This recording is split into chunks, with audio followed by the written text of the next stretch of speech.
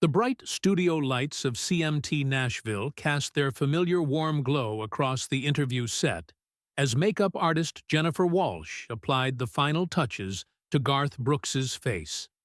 At 58, the country music legend still carried that boyish charm that had captivated audiences for decades, though the lines around his eyes spoke of years spent under stage lights and the weight of fame. 2 minutes, Mr. Brooks, called out production assistant Sarah Mitchell, her headset crackling with instructions from the control room.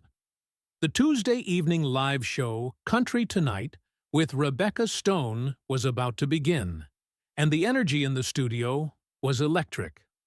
Rebecca Stone, a seasoned interviewer with auburn hair and piercing green eyes, shuffled through her notes one last time.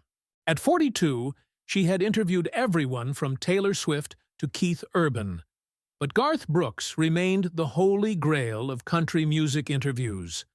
His latest tour, The Legacy Continues, had broken attendance records across the Midwest, and tonight's interview was expected to draw millions of viewers. "Good evening, I'm Rebecca Stone, and welcome to Country Tonight," she began, her voice smooth and professional as the cameras rolled live across the nation.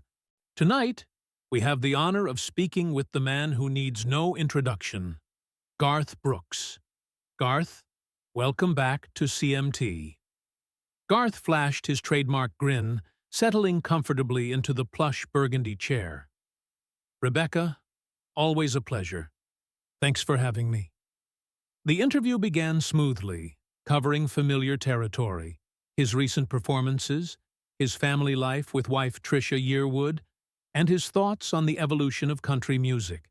Garth was in his element, charming and articulate, sharing anecdotes that had Rebecca laughing genuinely. "Your recent show in Tulsa was particularly emotional," Rebecca noted, consulting her notes. "You mentioned it felt like coming home. Can you tell us about that connection to Oklahoma?" Garth's eyes softened. "Oklahoma will always be home, Rebecca. It's where I learned about music, about life, about the values that shaped who I am today. The people there, they're real. They work hard, they love deeply, and they never forget where they came from." As they talked, the studio hummed with quiet activity. Camera operators adjusted their angles, sound technicians monitored levels, and in the background, barely visible to the cameras, night janitor Marcus Thompson pushed his cart quietly along the far wall. Marcus had been part of the CMT family for 15 years, arriving each evening at 6 o'clock sharp with his supplies and his quiet dignity. At 56, he moved with the careful precision of a man who took pride in his work, no matter how invisible it might seem to others. His dark skin was weathered by years of hard work, and his gray-speckled beard was always neatly trimmed. He wore the same navy blue uniform every night, with Marcus embroidered on the chest pocket. Studio manager David Rodriguez had always appreciated Marcus's reliability. In an industry where prima donnas and tantrums were common, Marcus was a steady, calming presence.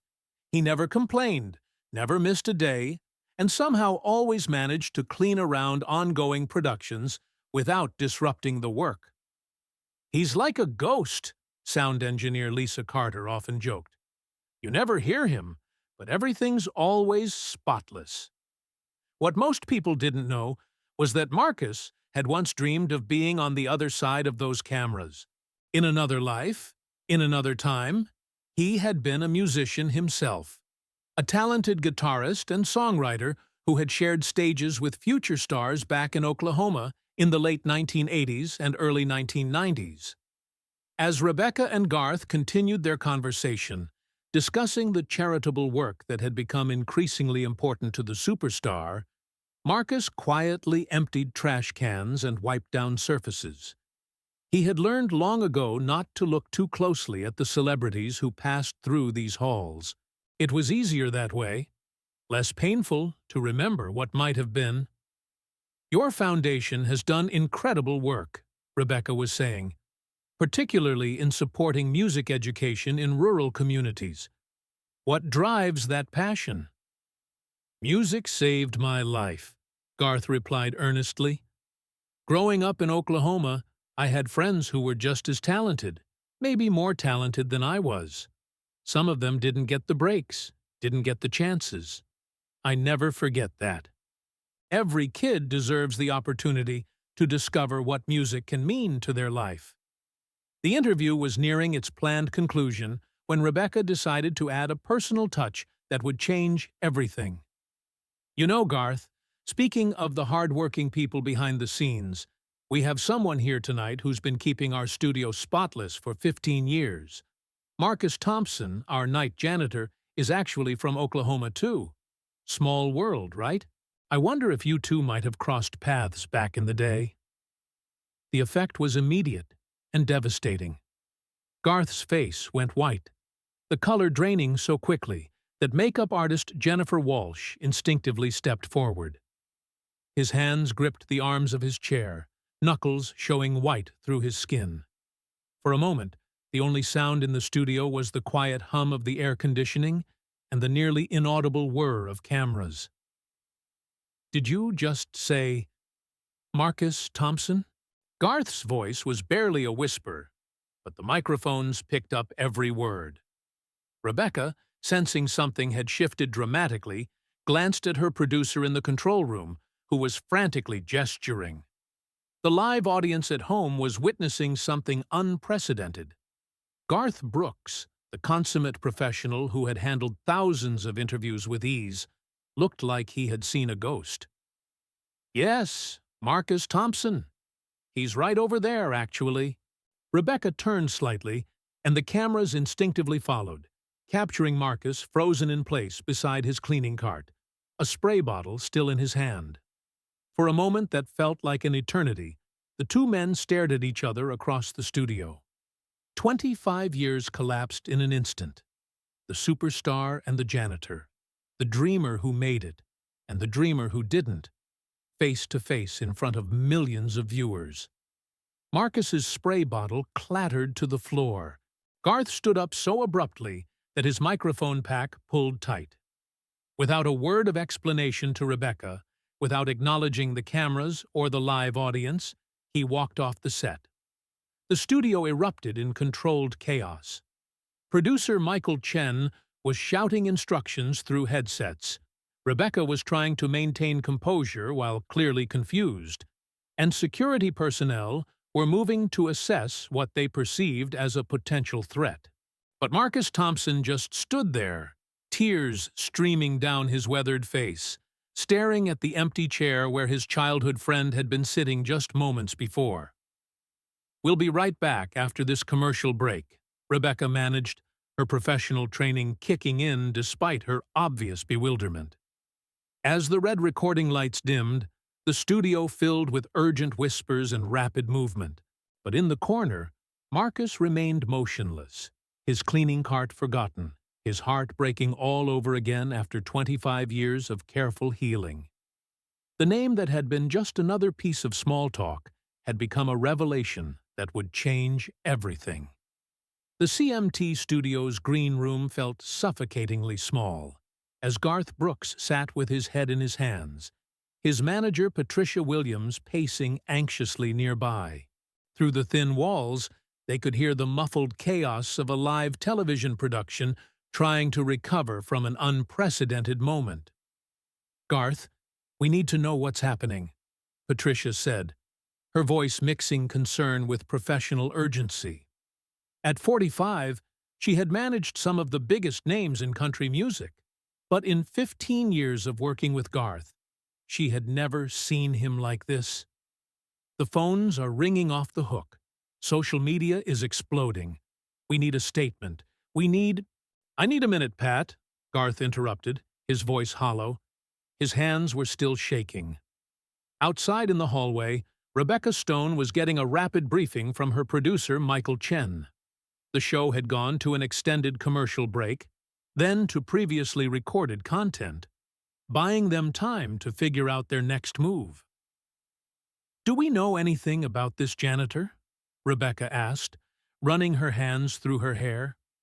20 years in television, and she had never experienced anything like this.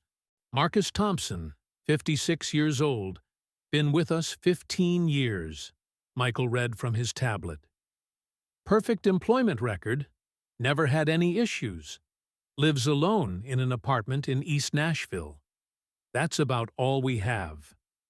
Meanwhile, Marcus had been gently escorted to a small office by facility manager David Rodriguez, who was trying to piece together what had just happened on his watch.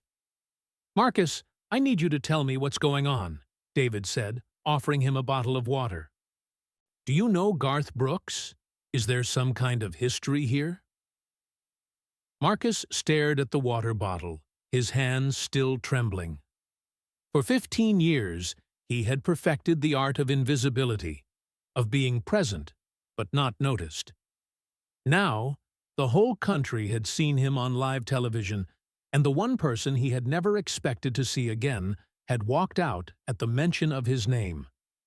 "We knew each other," Marcus finally said, his voice barely above a whisper.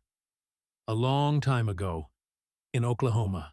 Back in 1987, Stillwater, Oklahoma was a college town where dreams felt as big as the endless prairie sky. Oklahoma State University brought energy and youth to the small city, and the local music scene was vibrant with aspiring country singers, rock bands, and everything in between. Garth Brooks was Troil Garth Brooks then, just another college student with a guitar, and ambitions that seemed simultaneously impossible and inevitable. He played the local honky-tonks and coffee houses, building a following among students and locals who recognized something special in his energetic performances. Marcus Thompson was right there beside him, literally and figuratively. 2 years older than Garth, Marcus had grown up in a small town outside Tulsa, in a family where music was as essential as breathing. His grandmother had taught him guitar, his father played harmonica, and his mother sang in the church choir with a voice that could make angels weep. While Garth had the stage presence and the charisma, Marcus had the pure musical talent. He could play any instrument he picked up, could write songs that moved people to tears, and had a voice that was raw and authentic in a way that cut straight to the heart. They had met at a local venue called The Tumbleweed in 1987, where Garth was playing a Friday night set to a half-empty room. Marcus had been in the audience, nursing a beer and trying to work up the courage to approach the stage during open mic night. "You gonna play or just sit there looking nervous?" Garth had asked during his break, sliding into the booth across from Marcus. "I don't know," Marcus had replied honestly. "These places, they're not exactly welcoming to people who look like me." Garth had studied him for a moment, then grinned. "Well, they're not exactly welcoming to people who sing like me either, but I'm doing it anyway. Come on." That night, Marcus had played 3 songs, 2 covers and 1 original that had the entire bar in stunned silence. When he finished, Garth was the first to applaud, and he didn't stop until everyone in the place was standing. From that night forward, they were inseparable. Garth and Marcus, the dreamer and the talent, pushing each other to be better, writing songs together, playing small venues across Oklahoma and into neighboring states. Marcus wrote some of Garth's best early material, though he never wanted credit. He was content to be the talent behind the ambition, the substance behind the showmanship. "Marcus makes me better," Garth would tell anyone who would listen. "He's the real deal." They had plans. Nashville was calling, and they were going to conquer it together. Garth would be the face, the performer, the one who worked the crowds and charmed the industry. Marcus would be the musical backbone, the songwriter, the guitarist who could make any song better just by touching the strings. But life, as it often does, had other plans. On March 15, 1989, they were driving back to Stillwater from a gig in Dallas when everything changed. Marcus was driving his old Ford pickup truck. Garth asleep in the passenger seat after a long night of performing. It was just after 2 a.m., and the Oklahoma highway stretched endlessly ahead of them. The drunk driver never saw the stop sign. The impact sent Marcus's truck rolling 3 times before it came to rest in a ditch beside Highway 177. Garth woke up hanging upside down, blood streaming from a gash on his forehead, but otherwise miraculously uninjured. Marcus wasn't so lucky.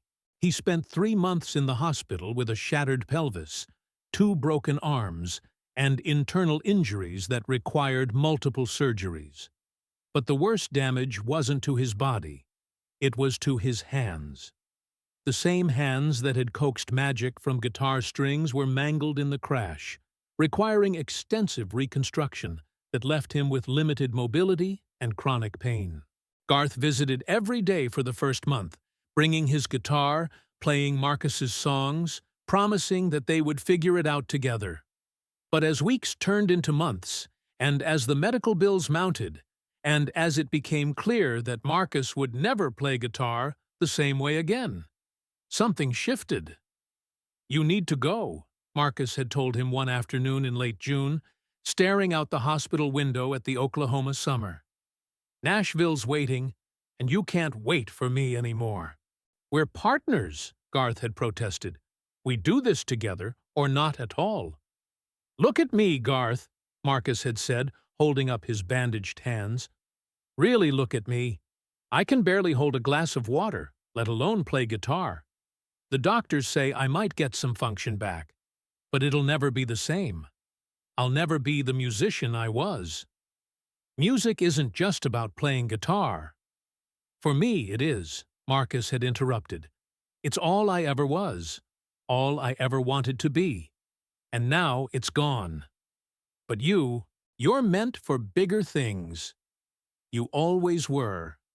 I was just along for the ride." Garth had left for Nashville in August 1989, carrying with him a promise to stay in touch, to include Marcus in whatever success he found, to never forget where he came from or who had helped him get there. But fame has a way of changing everything, and success creates its own gravitational pull. Phone calls became less frequent, then stopped altogether. Letters went unanswered, then stopped being sent. By 1992, when Garth's career was exploding across the country music landscape, Marcus Thompson had become a ghost from his past. Marcus had tried to rebuild his life in Oklahoma, working various jobs that his limited hand mobility would allow. He attempted to play music again, even bought a guitar specially designed for people with physical limitations.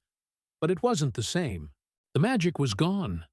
The effortless connection between his heart and his hands, severed by twisted metal and shattered bones. In 1995, tired of living in the shadow of what might have been, tired of hearing his former friends' songs on the radio every day, tired of well-meaning friends asking if he was proud of Garth's success, Marcus had quietly packed his belongings and moved to Nashville. Not to reunite with his old friend, not to claim his piece of the success, but to disappear completely. To become invisible in the very city where their shared dreams had been meant to come true.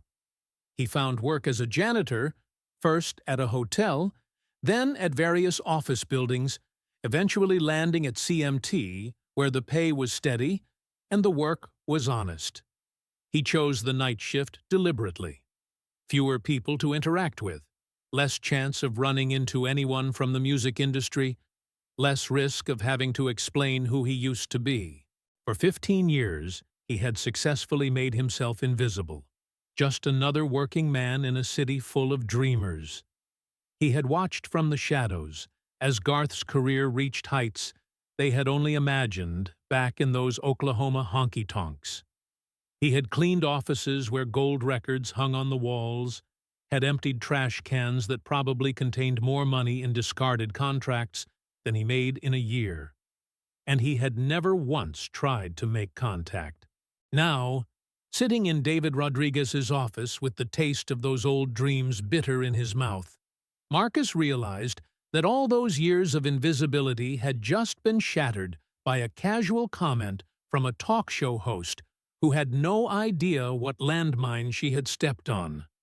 Through the thin walls, he could hear urgent conversations, ringing phones, and the controlled chaos of a media crisis in full swing. Somewhere in this building, the friend who had once promised never to forget him was probably trying to figure out how to handle this unexpected confrontation with his past. Marcus closed his eyes and tried to prepare himself for a conversation that was 25 years overdue. The knock on the green room door was soft, but insistent. Garth Brooks looked up from his hands, his eyes red-rimmed and hollow. Patricia Williams moved to answer, but Garth stopped her with a gesture. "If that's Marcus, let him in," he said quietly. "If it's anyone else, tell them we need more time." Patricia cracked the door open, revealing David Rodriguez with Marcus Thompson standing quietly behind him, still wearing his navy blue janitor's uniform. "Mr. Brooks," David began carefully, "Marcus here says you two know each other. I thought maybe you'd want to talk privately." Garth stood slowly, his legs unsteady. 25 years collapsed into nothing as he looked at his old friend. Marcus had aged, of course. They both had. But there was something in his eyes that Garth recognized immediately. The same quiet intensity. The same depth that had made him such an extraordinary musician. "Yeah," Garth said, his voice hoarse. "Yeah, we know each other. Pat, can you give us a few minutes?" Patricia hesitated, glancing between the two men. She could feel the weight of history in the room, something profound and painful that she didn't understand, but knew was important. "I'll be right outside," she said finally, following David out of the room. The door closed with a soft click, leaving the two old friends alone for the first time in a quarter-century. For a long moment, neither man spoke.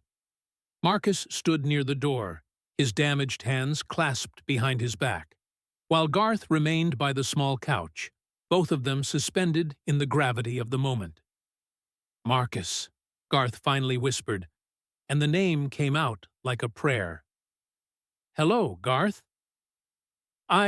I had no idea you were here. In Nashville. All this time, you were right here." Marcus's smile was sad and knowing. "I've been here 15 years. Same building where you've probably recorded interviews, done photo shoots. Funny how life works out."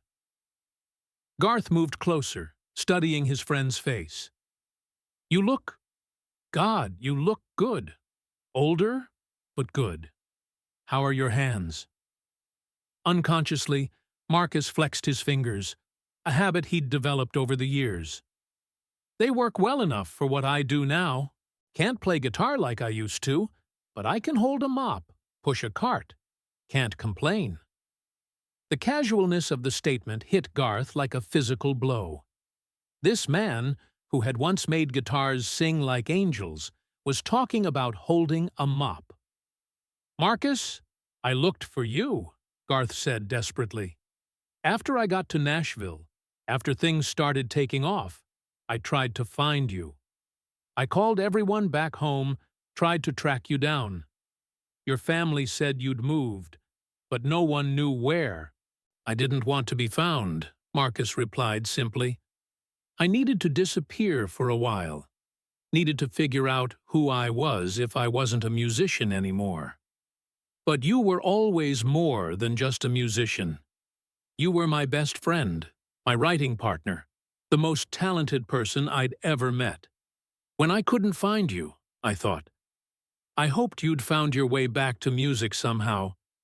Maybe started teaching, or producing, or cleaning office buildings at night." Marcus's tone wasn't bitter, just matter of fact. "It's honest work, Garth. I'm good at it. Nobody expects anything from me.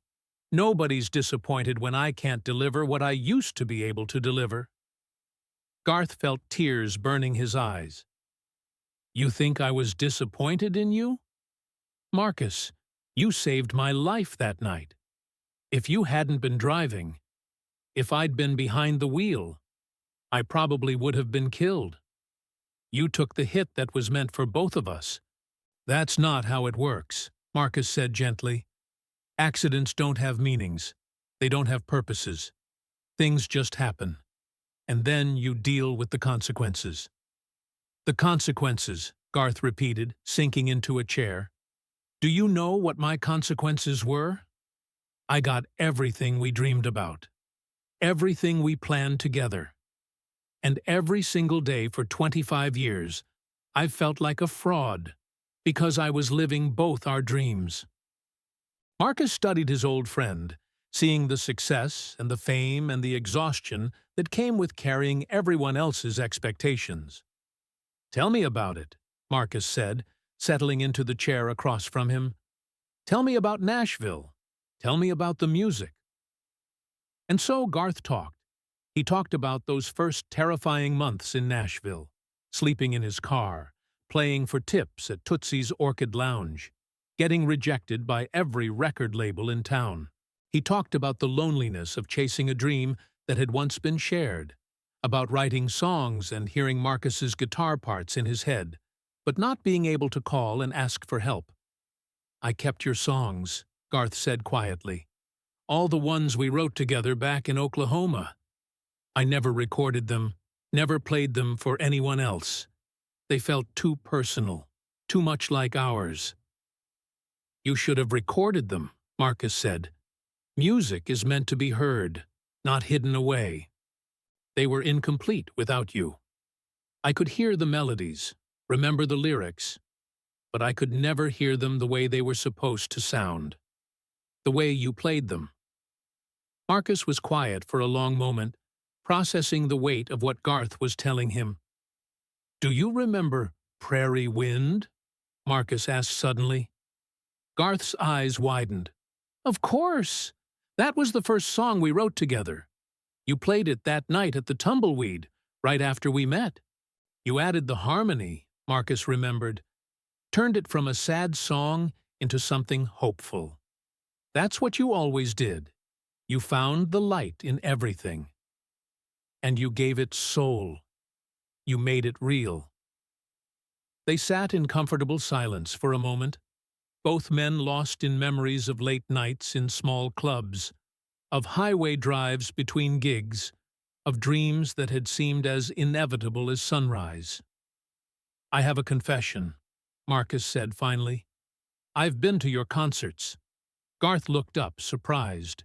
3 times over the years. Bought tickets, sat in the back, wore a baseball cap pulled low. I told myself I was just curious, just wanted to see how you were doing. But really, I think I wanted to hear our music, even if it was just your half of it. Which shows? 2003 at the Grand Ole Opry, 2012 at Bridgestone Arena, and last year at Nissan Stadium. That last one, man, Garth, watching you up there with 70,000 people singing along to every word. I was so proud, and so sorry. Sorry for what? For disappearing. For letting my pride and my pain get in the way of our friendship. For making you carry all of this alone when we were supposed to do it together. Garth wiped his eyes, not caring if it ruined his makeup. I'm the one who should be sorry. I should have tried harder to find you. I should have. You did exactly what you needed to do. Marcus interrupted. You became the artist you were meant to be. You touched millions of people with your music. You can't apologize for success. But I can apologize for forgetting where I came from. For forgetting the people who helped me get there. You never forgot, Marcus said firmly. I've watched your interviews over the years. You always talk about Oklahoma, about the people who shaped you, about staying humble and remembering your roots. You never forgot. I forgot you? No, Marcus said, standing up and walking to the small window that looked out over downtown Nashville. You remembered me every time you played guitar, every time you wrote a song, every time you stood on that stage and gave everything you had to the music. I was there in the music, even if I wasn't there in person. Through the window, they could see the city lights of Nashville stretching out below them. Music City, where dreams came to live or die, where thousands of aspiring musicians arrived every year with nothing but talent and hope. What happens now? Garth asked. Marcus turned from the window, a small smile playing at the corners of his mouth. Now you go back out there and finish your interview. You tell Rebecca Stone that yes, you knew a Marcus Thompson from Oklahoma, and he was one hell of a musician. You tell her that sometimes old friends lose touch, but the good ones never really leave your heart. That's it? We just go back to the way things were? No, Marcus said, his smile growing wider. I think maybe it's time for this old janitor to stop being invisible. I think maybe it's time for two old friends to remember how to be friends again. Garth stood up, hope and possibility filling his chest for the first time in years. Marcus, I want you to know, whatever you need, whatever you want, it's yours. I owe you. You don't owe me anything, Marcus said firmly. But there is one thing I'd like. Anything. I'd like to hear Prairie Wind again, the way we used to play it. Think you remember the harmony? Garth's grin was the same one that had charmed audiences for decades, but now it was real, not performed. I never forgot the harmony, he said. I've been humming your parts for 25 years. Outside in the hallway, Patricia Williams was fielding urgent phone calls, while Rebecca Stone paced nervously, both women trying to make sense of what was happening behind the green room door. Neither of them could have imagined that inside that small room, two old friends were planning to heal a wound that had been bleeding for a quarter-century, one song at a time. The CMT studio had been buzzing with activity for an hour since Garth Brooks walked off the set, but now it had settled into an expectant quiet. Word had somehow leaked that something extraordinary was about to happen, and the small live studio audience that had been dismissed during the chaos had been quietly invited back. Rebecca Stone stood at her desk, reviewing notes that made no sense anymore. Her producer Michael Chen had scrapped the entire second half of the show, clearing the schedule for something unprecedented in television history. Are you sure about this, Rebecca? Michael asked for the third time. We've never done anything like this. Live television. No script. No rehearsal. Sometimes the best television happens when you throw out the script, Rebecca replied, smoothing her blazer. She had been in broadcasting long enough to recognize a career-defining moment when she saw one. Through the glass partition, she could see Garth and Marcus in deep conversation with Patricia Williams and David Rodriguez. The country superstar had made a simple request. He wanted to come back on the show, but not alone. He wanted to tell Marcus's story, and he wanted Marcus there with him. Ladies and gentlemen, came the voice of floor manager Sarah Mitchell. We'll be back on the air in 60 seconds.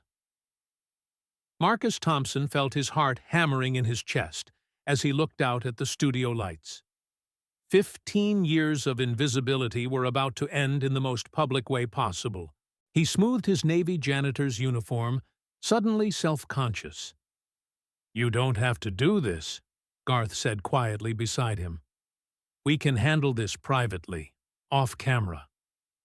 No, Marcus replied, surprised by the steadiness in his own voice. If we're doing this, we're doing it right. Truth deserves witnesses. The cameras rolled live across the nation as Rebecca Stone took her position at the interview desk. Welcome back to Country Tonight, she began, her voice carrying a weight that hadn't been there an hour earlier. "We're coming to you live from Nashville, and what you're about to see is something I've never experienced in 20 years of television."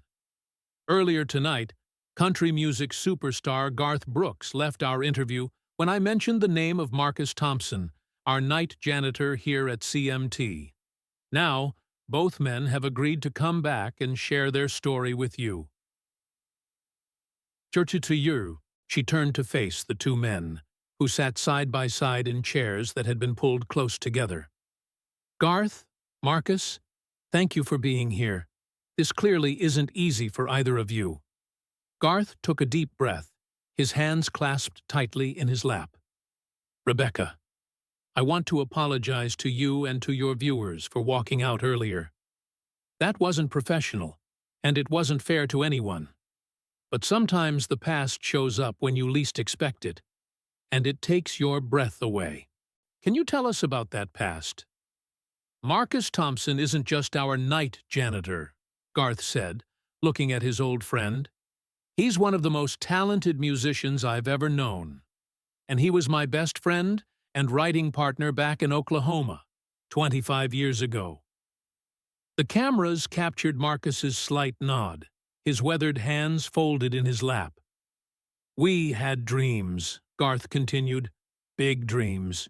We were going to come to Nashville together, take the country music world by storm. Marcus was the real talent.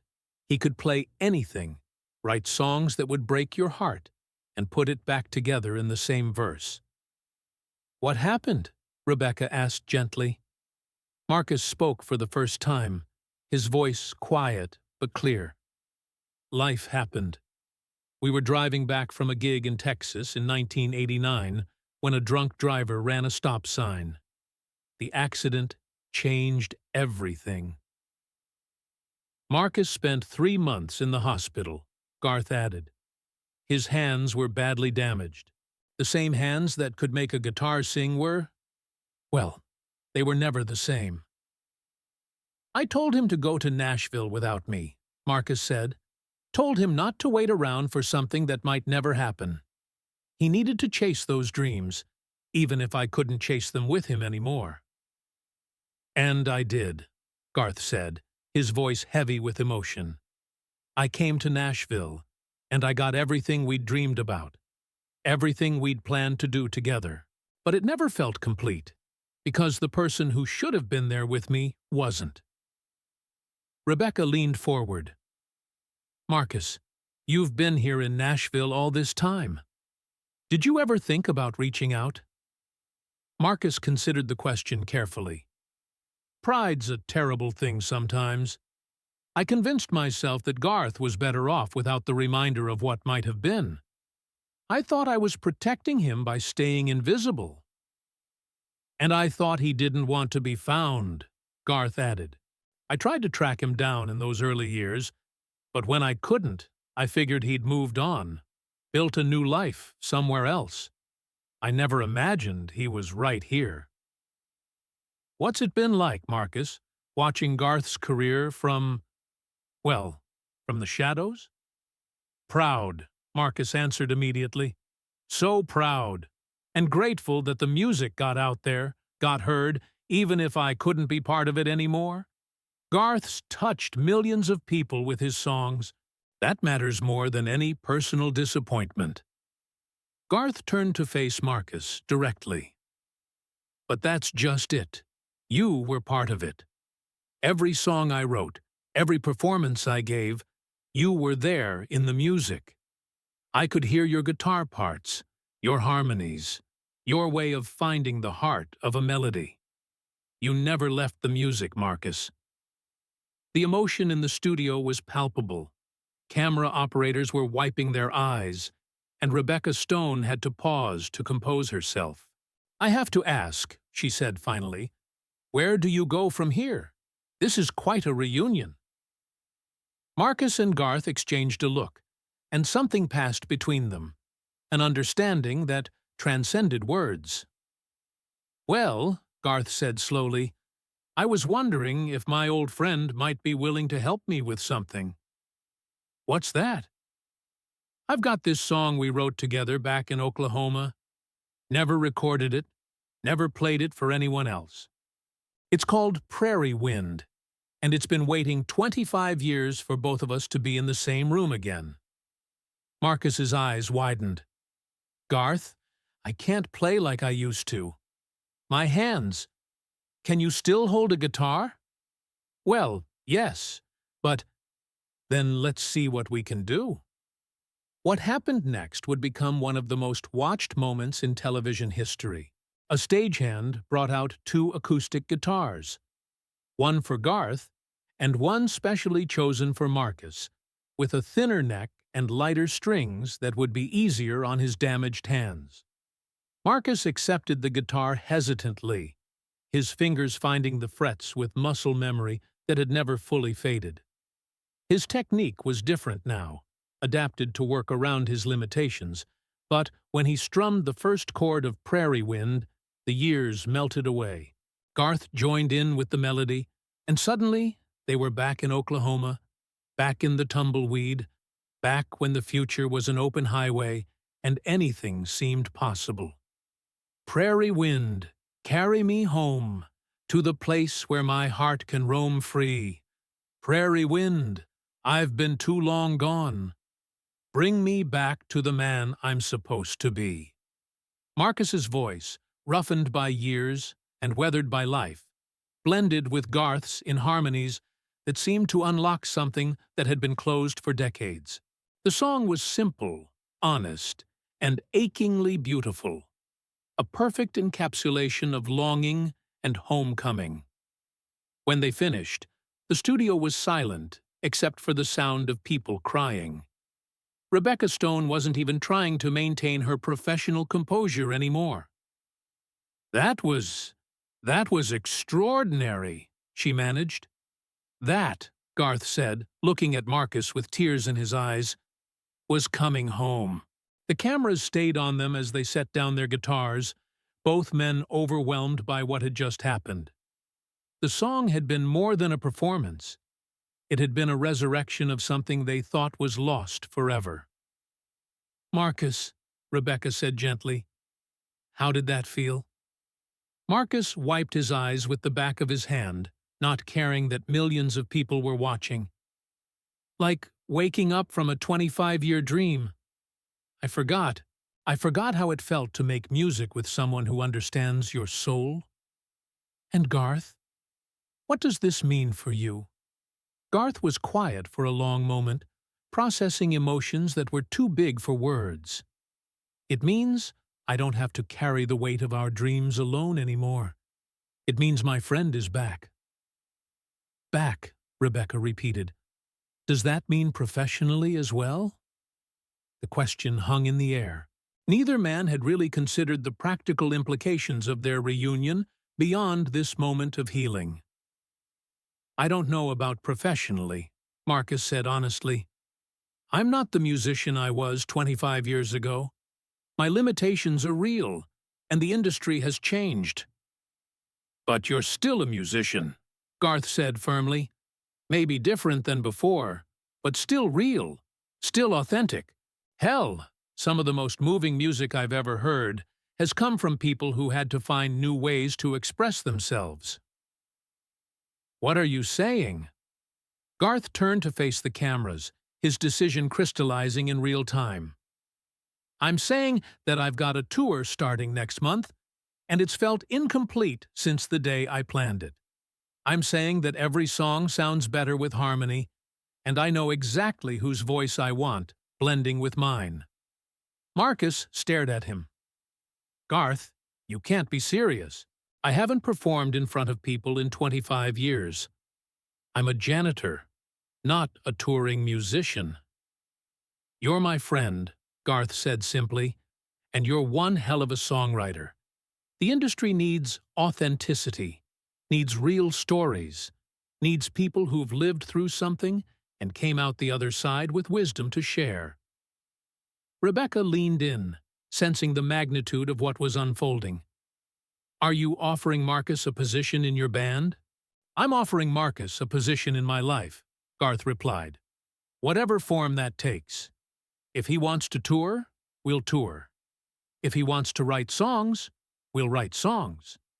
If he wants to stay here and keep being the best damn janitor in Nashville while we work on music in our spare time, that works too.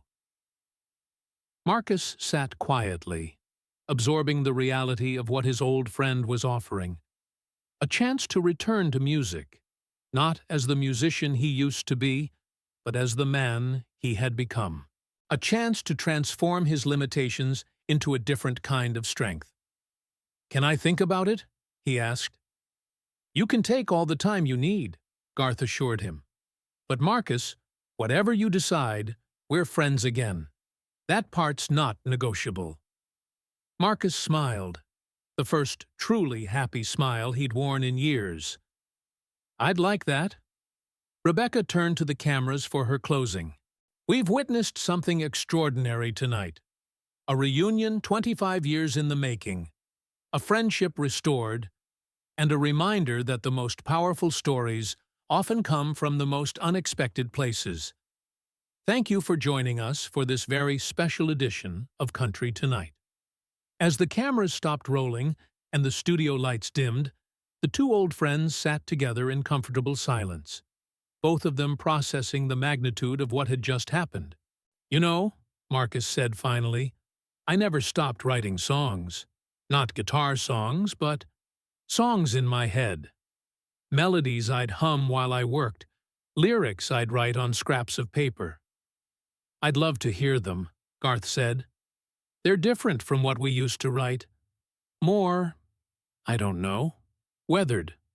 Like me." "The best music comes from weathered places," Garth replied. "From people who've been broken and put themselves back together in new ways."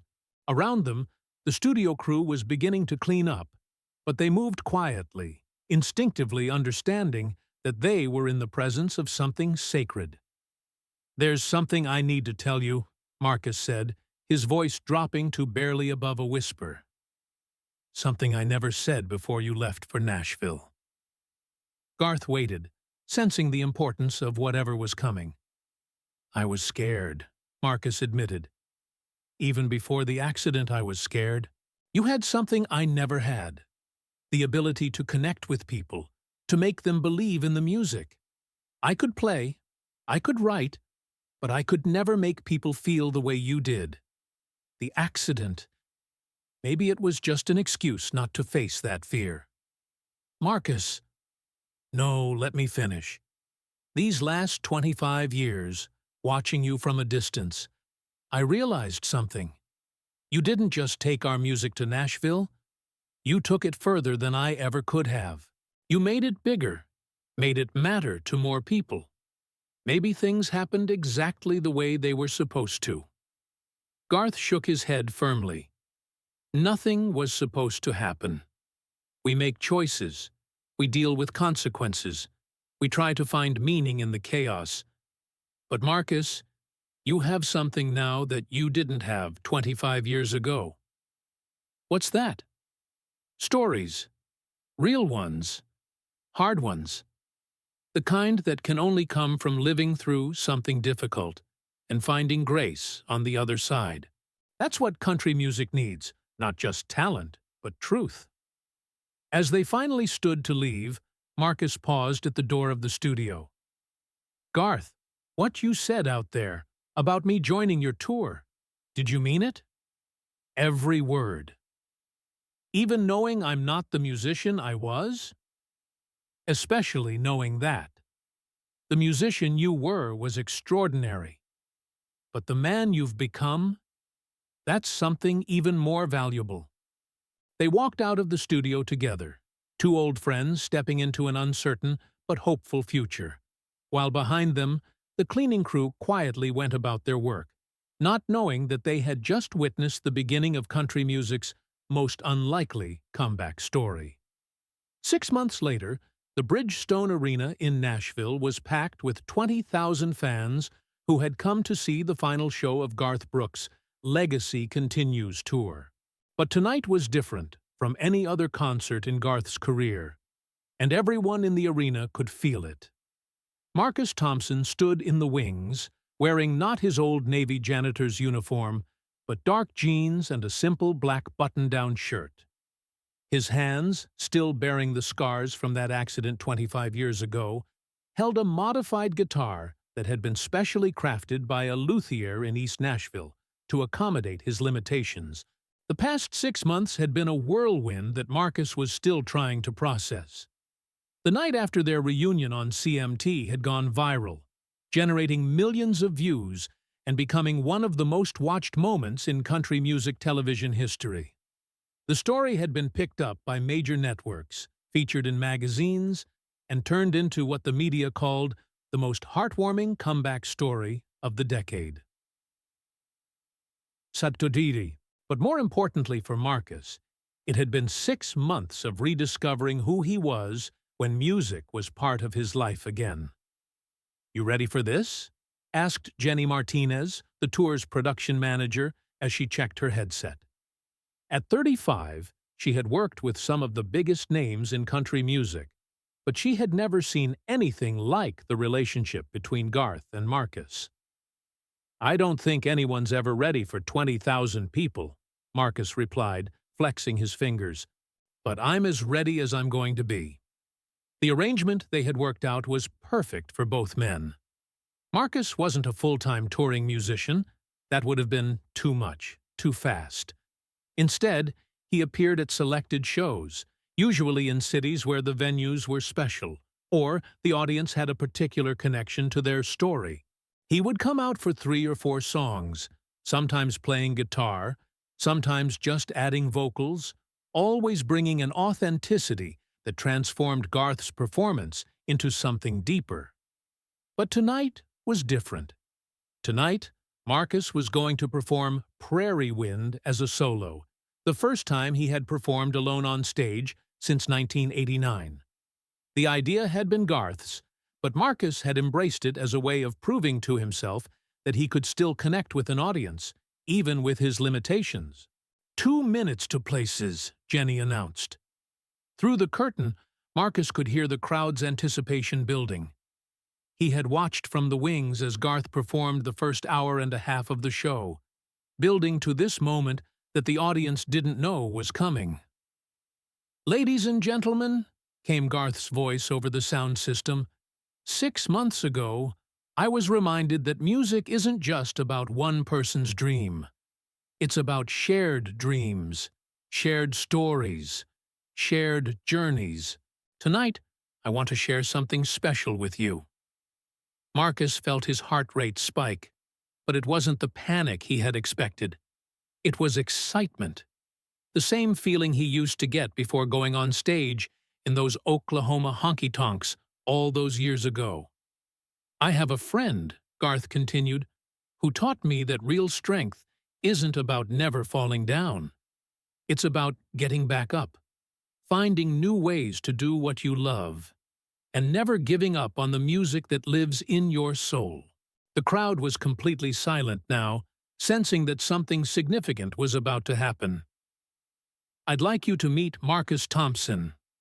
Marcus walked onto the stage, guitar in hand, and was immediately overwhelmed by the roar of the crowd.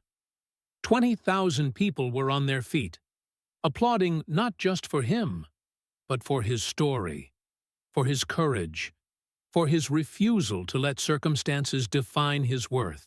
He looked out at the sea of faces, seeing everything from teenagers to grandparents, all of them united in this moment of connection. This was what he had forgotten. Not just the thrill of performance, but the sacred relationship between performer and audience, the way music could make strangers feel like family. "Thank you," he said simply, his voice carrying clearly through the arena's sound system. "I want to sing you a song about coming home.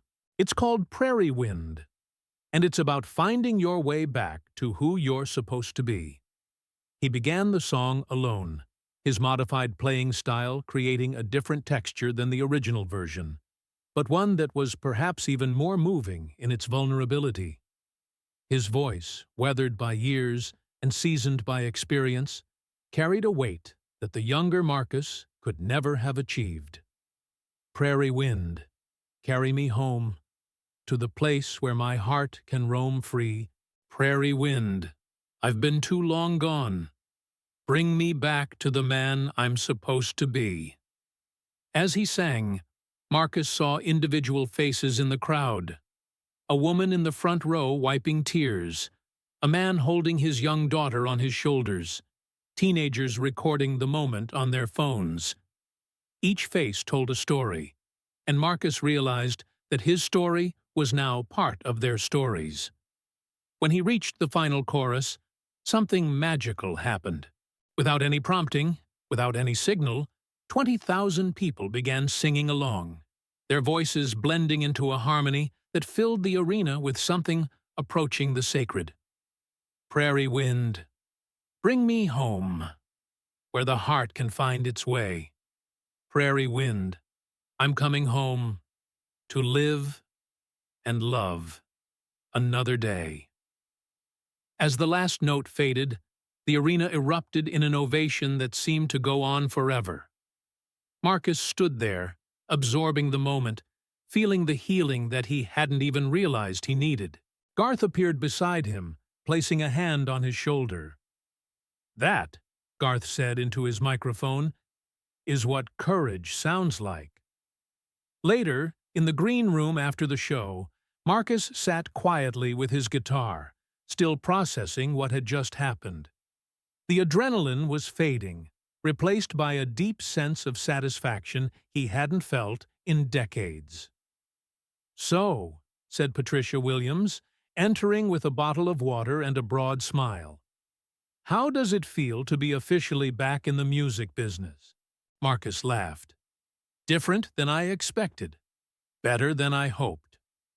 Garth joined them, still glowing from the performance. "That was incredible, Marcus. The way the crowd responded to you, that's not something you can manufacture or fake. That's real connection." "I forgot," Marcus said quietly. "I forgot how it feels to share something with an audience, to have that moment where you're all feeling the same thing, at the same time."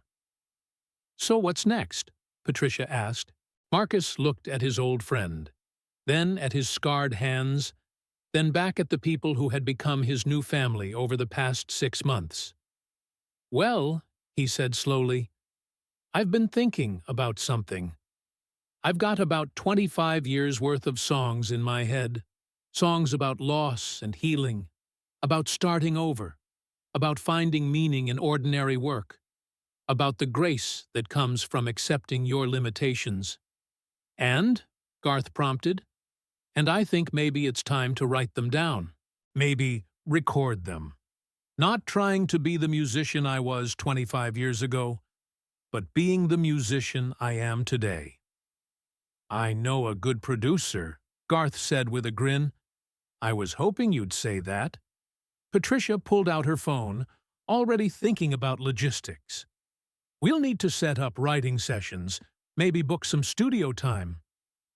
"Actually," Marcus interrupted, "I was thinking we could start smaller, more intimate.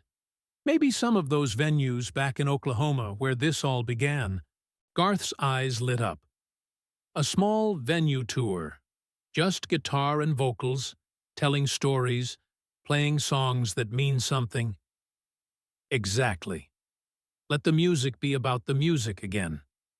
As they planned and dreamed, none of them could have predicted that Marcus's first album, Second Chances, would debut at #1 on the country charts 8 months later. None of them could have foreseen that his story would inspire countless other people to pursue their abandoned dreams, regardless of their age or circumstances. But they all understood that something profound had happened. Not just the reunion of two old friends, but the recovery of something essential about why music matters. 3 years later, Marcus Thompson was cleaning the green room at the Grand Ole Opry, not as a janitor, but as a performer preparing for his debut on the most sacred stage in country music.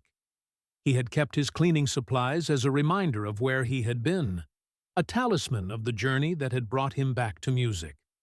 The circle was complete, but it wasn't really a circle at all. It was a spiral, returning to familiar places, but at a higher level, with deeper understanding and greater appreciation for the gift of second chances.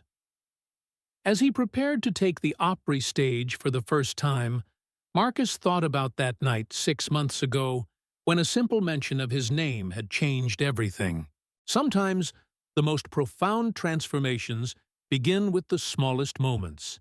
A casual comment from a talk show host, a friend's name spoken into a microphone, a reminder that the people we think we've lost are sometimes just waiting to be found again. The prairie wind had carried him home, but home turned out to be not a place he had been before, but a place he was meant to discover. And the music played on, richer for having been lost and found again, deeper for having been seasoned by time and trouble, more beautiful for having been shared between friends who understood that the best harmonies come from voices that have learned to sing through their scars. In the end, that's what country music has always been about. Real people, real stories, real healing, and the understanding that sometimes the most powerful comeback is not about returning to who you were, but about becoming who you were always meant to be. The stage lights came up, the crowd grew quiet, and Marcus Thompson stepped into his future, carrying with him the songs of his past and the hope of all the music yet to be made.